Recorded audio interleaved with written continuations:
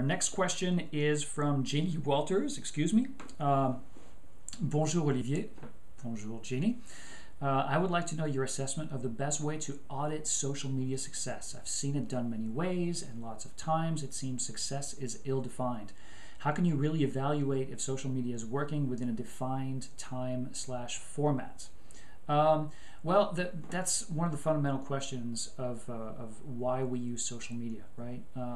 Some people use or think they need to use social media because it's there and it needs to be used. Other people look at social media and then kind of push it away for a minute, look at all their business objectives, whether they're marketing objectives, sales objectives, PR objectives, etc., kind of narrow them down physically, like look at all of them, list them out, map them out, and then look at all the channels and the tactics and the strategies, including the whole social media question, and just kind of insert that into the business and its motions. So I think what happens with a lot of the audits of social media is that they tend to be very social media focused, and they don't really connect the dots between the social media metrics and the business metrics or the actual objectives and targets that are supposed to be driving the social media activity.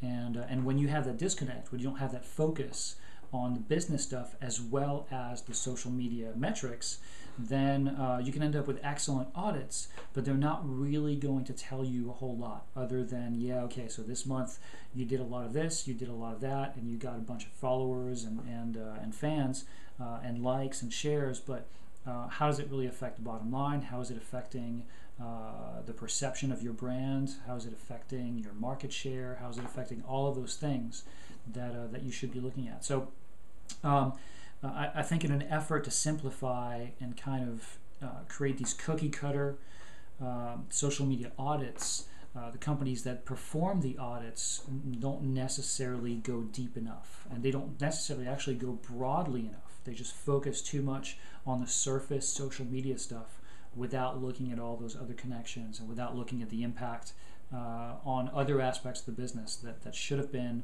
kind of added to the social media audit objectives. And so in a way, a social media audit shouldn't be a formula that's pretty much the same for every company. What a social media audit should look like is really kind of a customized audit every single time. So not only do you look at certain aspects of social media metrics, but you also plug in very specific objectives, very specific targets, the culture of the business, the specific market that it evolves in.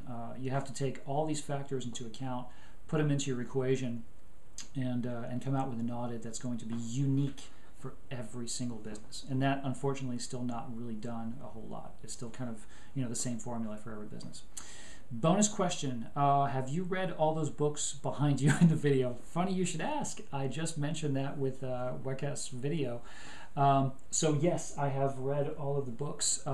In the other video, I have not. The one that was the genesis for this post. That was shot in my father's office in France when I was there a few weeks ago, and a lot of those leather-bound books I have not read yet, but I will at some point. All right, and hope I see you in Chicago soon. Well, hell, I'll be there in a couple of weeks for Ungeeked, so hopefully I'll see you there. All right, hope I answered your question. Bye-bye.